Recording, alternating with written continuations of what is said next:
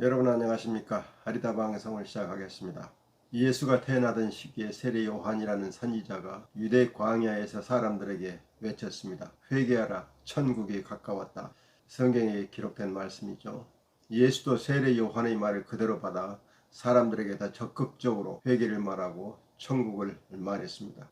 회개란 하나님께 지은 죄를 뉘우치고 다시 하나님께 돌아오는 것을 의미합니다. 마치 탕자가 아버지께 돌아온 것처럼 말이죠. 그러면 천국은 무엇을 말할까요? 하나님 나라는 어디에 있고 어떤 상태의 나라일까요? 탕자에게는 자기 아버지의 품 안이 천국이었을 것입니다. 무엇을 먹을까? 무엇을 마실까? 무엇을 입을까? 이런 것을 걱정하지 않아도 될 만큼 모든 것이 풍족하여 여유있게 살 수 있는 곳 또는 그런 상태가 천국이었을 것입니다. 물론 세례 요한이나 예수에게는 천국이 이와 전혀 다른 의미였겠죠. 영적으로 구원을 받은 상태를 천국이라고 생각했을 수도 있겠습니다. 문제는 우리는 대부분 탕자에 속한 사람들이지 요한이나 예수에 속한 사람이 아니라는 점입니다. 다시 말하면 우리에게 천국이란 편안하고 안락한 아버지의 품 안이지 현실적으로는 가난하고 굶주리더라도 또는 헐벗더라도 영적으로 만족을 얻을 수 있는 경지를 천국으로 인식하지 못한다는 점입니다. 그것이 인간이라는 것을 말하고자 하는 것입니다.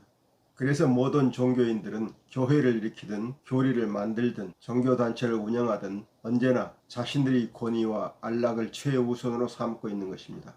여러분은 가난한 신부, 가난한 목사, 가난한 랍비를 보지 못했을 것이고 설령 그들이 초기에 일시적으로 가난한 상태였더라도 결국은 부유함을 추구하게 되는 모습을 보게 될 것입니다. 이렇게 보면 종교라는 것은 종교 지도자들에게만 천국으로 가는 길이 되는 것이 분명합니다. 그러나 그 종교를 떠받드는 일반 신도들에게는 종교가 결코 천국으로 가는 길이 되지 못합니다. 오히려 자칫 천국에서 멀어지게 하는 길이 될 수도 있습니다. 왜냐하면 일반 신도들은 돈과 시간과 노력을 바쳐야 종교를 믿을 수 있기 때문이죠. 종교 지도자들은 종교를 믿는 일에 초기에 조금만 자신을 투자하면 평생 안락한 천국을 누릴 수 있지만 일반 신도들은 평생 불안한 현실 속에서 천국을 위해 끊임없이 돈과 시간과 노력을 투자해야 하는 어찌 보면 밑빠진 독에 불붙는 일이 됩니다. 그리고 그들에게는 결국 천국이 손에 잡히지 않고 말게 될 것입니다. 그래서 탕자와 같은 우리에게 회개하라, 천국이 가까웠다 라는 말은 이제 할 필요가 없는 외침이라고 생각합니다. 그 대신 우리에게 필요한 것은 연대하라, 진실과 선과 의를 구현할 때가 되었다 라는 외침이 필요한 시점입니다. 탕자들이 천국을 만들기 위해서 서로 진실과 선과 의를 구현하자고 연대한다면 그것이 자연스럽게 탕자들의 삶을 천국으로 이끌 것이라고 믿기 때문입니다.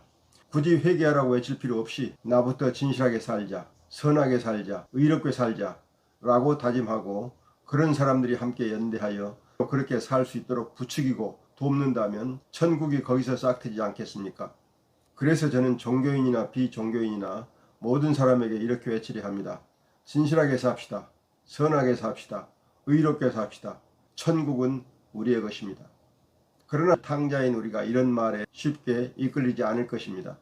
왜냐하면 현실에서는 거짓이 진실보다 더 성공 확률이 높고 악이 선보다 더 큰 이익을 주고 불의가 의보다 훨씬 더 힘이 센 것이 눈에 보이기 때문입니다. 우리 사회에서 성공한 사람들을 보면 대부분 부동산 투기, 위장연입, 위조학력, 경력 부풀리기, 사기를 치거나 부정부패로 재산 부풀리기, 정부 정보 빼돌리기 등을 통해서 지금의 성공을 이룬 것이 사실이기 때문에 진실과 선과 의라는 가치를 추구할 이유가 없어 보입니다. 그러나 문제는 우리가 이런 행위를 공공연하게 부추기거나 추구하겠다고 나서지는 못하는 점입니다. 왜냐하면 많은 사람이 이런 행위를 옳지 않게 여기기 때문입니다. 그렇다면 우리 내면에는 진실과 선과 의를 소중한 가치로 여겨야 한다는 양심의 소리가 늘 존재한다고 봐야 할 것입니다. 저는 이를 우리가 늘 추구하고 싶은 하나님의 길 또는 하나님의 법도라고 인식합니다. 모든 사람은 양심이라는 통로를 통해서 늘 하나님의 길을 따르려는 마음을 갖고 있는데 다만 현실적으로 이를 가지고는 이익을 얻기 어렵다는 점이 하나님의 말씀을 자신의 행동 원리로 간직하기 어렵게 함을 알 수 있습니다. 단순히 진실하게 삽시다, 선하게 삽시다, 의롭게 삽시다 라고 외치거나 이를 양심이라는 형태로 마음에 간직하는 것만으로는 현실을 하나님 나라로 바꿀 수 없습니다. 당자인 우리 자신이 이를 지키기 어렵기 때문입니다. 그래서 우리로 하여금 이를 지키지 않으면 안 되도록 강제하는 외적 장치가 필요합니다. 이것이 바로 연대하여 하나님의 말씀인 진실, 선, 의를 지키도록 서로 견제하는 방법입니다. 쉽게 얘기하면 다른 사람의 진실과 선과 의를 어기면 이를 나무라고 불이익을 주는 것입니다. 그리고 이 벌칙을 지도자 또는 대표자로 나서는 모든 사람에게 먼저 철저하게 적용하는 것입니다. 다시 말하면 지도자 또는 대표자가 되려고 하는 사람의 진실성, 선함, 정의감을 평가하여 그런 사람만 지도자나 대표자가 되게 하고 그렇지 않은 사람은 지도자나 대표자가 되지 못하게 하는 것입니다. 그 다음에는 공공의 이익을 위해서 일하려 하는 사람에게 이 방법을 적용합니다. 나는 설령 진실하지 못하고 선하지 못하고 의롭지 못하더라도 지도자나 대표자 또는 공적 활동을 하려는 사람은 이 가치를 충실히 따르도록 할 수 있습니다. 적어도 민주사회에서는 국민이 대표자를 뽑고 또 공무원이 되는 제도를 바로 세울 수 있기 때문에 권력자, 지위 높은 사람, 성공한 사람이 이런 가치를 추구하는 사람이어야 한다는 문화를 만들 수 있습니다. 그렇게 되면 자연스럽게 우리 사회에서 성공하려면 진실하고 선하고 의로운 사람으로서 활동해야 한다는 관례가 생겨날 것입니다. 이것이 종교보다 더 강력하게 우리를 진실하고 선하고 의롭게 만드는 기반이 될 것입니다.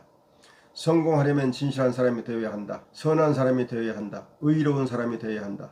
또는 진실한 사람, 선한 사람, 의로운 사람이 성공한 사회, 이것이 바로 하나님의 나라가 아닐까요? 오늘 말씀을 마무리하겠습니다. 이제 우리는 이렇게 외쳐야 할 것입니다. 우리 연대합시다. 진실한 사람, 선한 사람, 의로운 사람이 성공하도록 연대합시다. 그리고 지도자나 대표자 또는 공공의 이익을 위하여 일하는 사람이 거짓되거나 악하거나 불의한 사람이면 과감히 그 자리에서 쫓아냅시다. 오늘 말씀 이것으로 마칩니다. 끝까지 들어주신 여러분께 감사드립니다. 다음 주에 뵙겠습니다. 여러분 안녕히 계십시오.